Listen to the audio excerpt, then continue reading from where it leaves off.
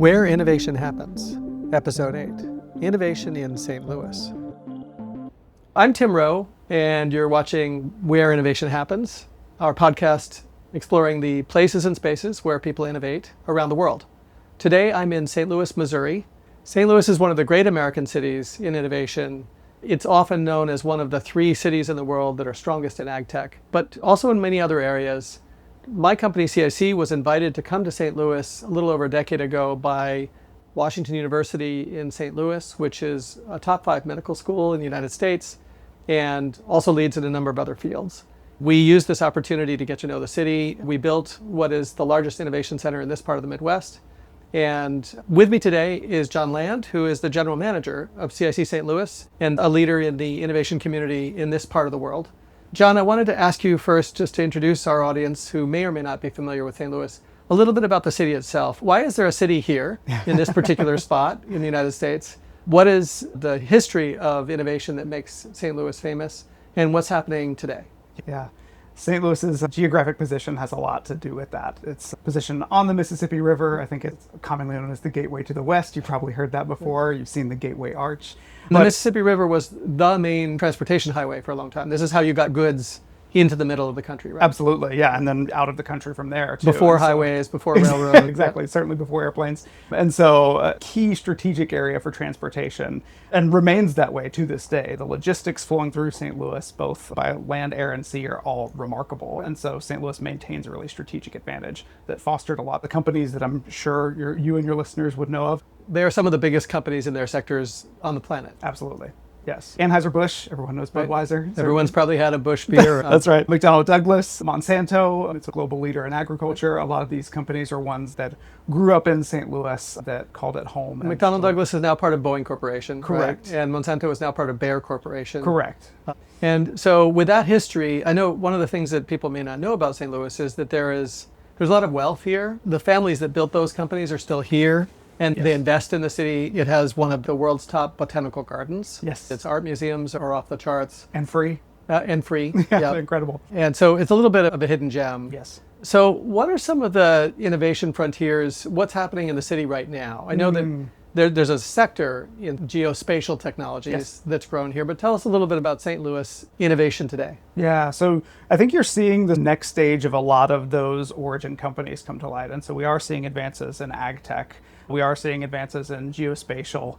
And then what we're seeing too is something that undergirds both of those is financial tech, the fintech resources that make those things possible and create technologies or underpin the technologies in both of those areas. In St. Louis, I actually learned this fact not too long ago. Edward Jones, located here. We're the second largest hub for financial services individuals, second only to New York City in the United States. It's incredible. There's a ton of financial activity happening in St. Louis. The Mastercard is very, very big here. Yes, I know, yes. And there's a lot happening in those 3 areas, and those are identified in the St. Louis 2030 jobs plan as the next generation industries or sectors for the city. And so that's where we're seeing a lot of excitement starting to bubble up, where we're seeing a lot of activity, investment, and startups start to pop up. And is there venture capital here in St. Louis that invests in these companies? There is. There's a combination of some pretty incredible local venture capitalists that like to invest local, stay local, grow these local companies. More and more, I think we're trying to attract the venture capital from either of the coasts as well, and showing them that there are really exciting companies here in St. Louis to invest in as well. But some of the local players are the ones that we know, and are typically the ones who are the real champions for especially startups in the city. So if you were advising a foreign company that is thinking of expanding into the United States, why should they come to St. Louis? First of all, what sectors do you think are the sectors that people might come from where you would say you particularly should think about St. Louis? Yeah. And what would be your pitch? Yeah, one of the first sectors that comes to mind is AgTech, just because of the long history and the really exciting things that are happening here. St. Louis is also home to the Donald Danforth Plant Science Center, which is a global leader in plant science research. It is connected to incubator space and innovation space. So AgTech is usually where I start. If I hear that, my ears perk up. I say, you need to be here and we need to talk about this. That said, another pitch that I would give for St. Louis, generally speaking, is that it is incredibly affordable to do business in St. Louis. The cost of doing business in St. Louis is lower than just about virtually any other major metro area in the United States. It's an incredible opportunity. Even if you need to set up something really technically demanding, a lab space, wet lab or dry lab space, You can do that in St. Louis for a fraction of the cost that you would do in another major city, extending your runway that much farther. So I have a 2x2 matrix in my head. Yes. One is where St. Louis is the best place to be, period. Yes. And another is what it costs to be somewhere in the United States. Sure. And it sounds like particularly in ag, there's an argument that St. Louis is the single best place. If you could go anywhere, you would choose St. Louis for the people that are here, the expertise, the talent that's here. And then on the dimension of cost, St. Louis is super cheap. So that combination says you'd be crazy not to come here. Agreed. Yeah. Yep. But I think you're also saying that there are companies in all sectors that are coming here. I know that Yes. Square, for instance, a big global payments company, was founded originally by graduates of Washington University of St. Louis, Yes. who then built the company in San Francisco and later said, hey, why are we doing this? And brought a lot of their company back here to St. Louis. Yes. Can you tell us a little bit about that story? Yeah, so we're actually sitting right outside the building where Square's headquarters once was. And since then they even grew, right? So That's right, yes. This was like expanded. their first site was in CIC St. Louis, right? Yes. Then they grew to their own dedicated large space, and then they got an even bigger building. Right? That's right. And so they had actually renovated a historic building downtown to expand there as well. And so that pretty remarkable story of a homegrown technology and someone who wanted to stay. Jim McKelvey, the founder, wanted to really invest in St. Louis, has been a long-term proponent and supporter of all things startup when it comes to St. Louis.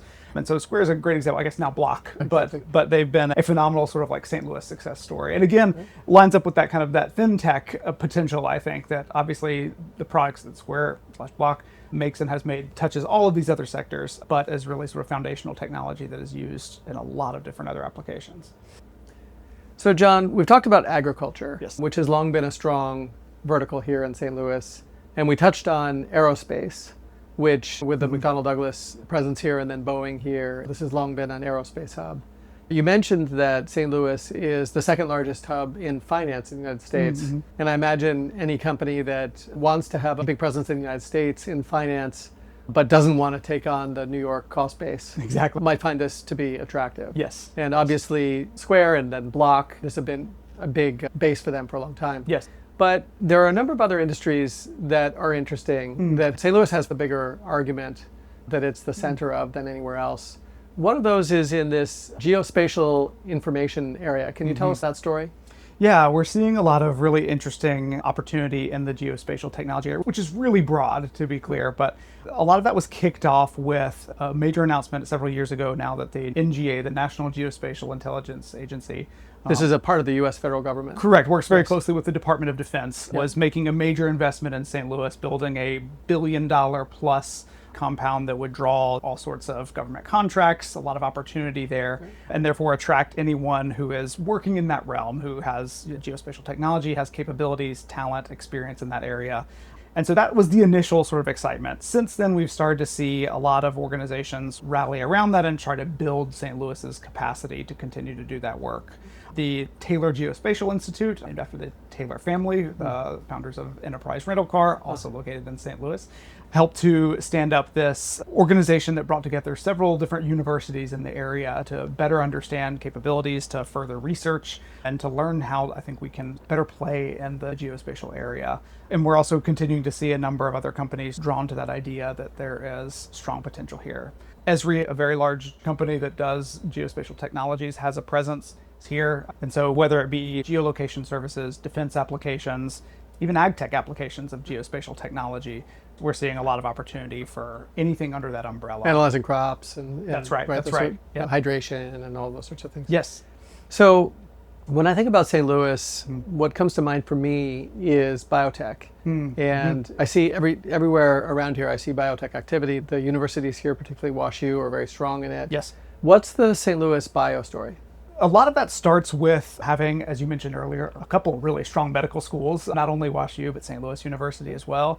BJC, a large healthcare company, is also located in St. Louis. And so there was always sort of a bio-healthcare intersection here that made a lot of sense. I think what you're seeing from that is also that WashU, which I think is number 2 in NIH funding received in the nation, a pretty impressive statistic, is that there's a ton of research flowing out of WashU. A lot of that tends to be in the biomedical or bio area. There's also an incredible support organization in BioSTL who's done a lot of advocacy in the bio and biotech world. It's almost hard to describe BioSTL because they are so embedded in the fabric of all things bio and biotech. Right. BioGenerator is one of the companies under their umbrella that is an accelerator program for emerging companies. Right. They invest in, nurture, and foster the growth in biotech startups and early stage companies. They've done a ton to really foster St. Louis's reputation as an incubator ground for anything biotech. Something that we've seen that's really exciting is a lot of the research coming out of WashU is then being turned into technologies and companies that build those technologies and then ultimately market those technologies. And so we're seeing that in Wugen, which is a local company that started using WashU technology for cancer therapeutics. We also have a company in CIC in St. Louis, Varo, that has built a biotech device that is capable of detecting even novel pathogens. And so that can be either done in sort of an individual respirator kind of device, or it can be built into HVAC systems or building systems. Early warning. Exactly. So their whole goal is to prevent the next pandemic before it happens. And so essentially, if we had their device before COVID, right, even though we didn't know anything about COVID, we could have identified it and then detected it at certain levels. Something's going on here, we need to know about exactly, it. Right? Or detecting in a building when we have dangerous levels of COVID presence. There would be ideally something that would trip and explain that to people, and then people could make decisions. Look into what's going on, right? Exactly. You've mentioned that fintech is also a growing area here. Obviously Square, renamed Block, has this as their sort of second hub. Mm-hmm. What else is going on in fintech in St. Louis? Yeah, there's a lot of opportunity in fintech. We're seeing that, one, we have a tremendous amount of talent in St. Louis, and so there's a lot located here. Some major companies operating here, but then there's also, I think, applications of that in some of the fields that we've talked about earlier. One really interesting intersection that I'm exploring right now is the intersection between geospatial, ag, and fintech. So an example of this would be using geospatial images to examine soil and generate a FICO-style score of health, an inventory of soil health that can be analyzed just by using geospatial images. Another application of that is building insurance mechanisms for high-risk crop yield areas, understanding that we need to start to maximize the earth that we're using, actually yield food, and to build robust food security networks. How can we make sure that we are using all that land without essentially putting the risk on the individual farmer? We're actually taking that on in different ways and making sure that we're cultivating as much land as possible without passing that risk on to the farmer themselves. As I think about innovation in St. Louis, it's hard to talk about it without talking about the innovation district that's at the center of this. And to be fair, there's innovation throughout St. Louis. There's a downtown area with a number of important companies. I think Block is now based there. Yes. There's a western suburbs area with some larger companies that have their offices there. Yes. But in terms of startups and where the kind of the heavy duty innovation sort of deep tech is, it's pretty much in this area called Cortex. Right. Can you tell us what is Cortex? Where is it? What was the vision and what's here? Yeah. The Cortex Innovation District was something that was conceived in the late 90s, and then officially Cortex as an entity was founded in 2002. This is an entity that was built from 5 founding members: Washington University in St. Louis, we've talked about before, St. Louis University, the University of Missouri St. Louis, BJC, the healthcare provider, and then the Botanical Gardens as the 5th partner. All 5 of them came together to found Cortex as a 501c3 and the master developer of a 200-acre plot of land. The real estate term that I hear often was that it was blighted land, and so it was abandoned factories, otherwise relatively unusable. And actually, we're in it now, right? Yes, so yes, we're kind of sitting here. You see a train in the background, which newly has a stop here. Yes. And some parking that probably was blighted land, but now this is all tech companies. Yes, and as much of that real estate could be rehabilitated was, and so the 4240 building, where I think the first CIC location opened in Cortex, is my understanding just across the way. Yeah, just behind us, and it was a telephone assembly plant at one point, rotary telephones, and so also innovation at the yes, absolutely, and now looks very different with a number of tech companies residing over there. But backing up, a 200-acre district of land began to really start the real estate development in around 2006 or so, I want to say, and that has continued through present day. And so we are sitting here, there is construction still ongoing around us as one of the newest buildings is being finished just down the street. There is residential that is going in just a block or so from us right now, and so this really is an area that continues to thrive, even with a brief slowdown during COVID, which I think affected a lot of different cities. Right, affected everyone. Yes, absolutely. So this is where it's at in Yes. St. Louis. And as you say, there were a bunch of kind of legacy buildings here that Yes. started to get converted over. One of those is this 4240 building Yes. that you mentioned, and that's where CIC St. Louis came in. The building is on land owned by Washington University in St. Louis, and then a private developer rehabilitated the building with some historic tax credits and other things. That was a group called Wexford Scientific, financed by a company called Ventas. And that space now is super modern space age innovation space, hence otherwise known as CIC St. Louis, that you run. Yes. So can you just tell us a little bit about the institution you lead and how's that going and what's there? Yeah. So CIC operates about 160,000 square feet of innovation space, ranging from everything from flexible co-working space to private office space to private wet lab space. And I should add even a shared wet lab space too, which is a novel model as well.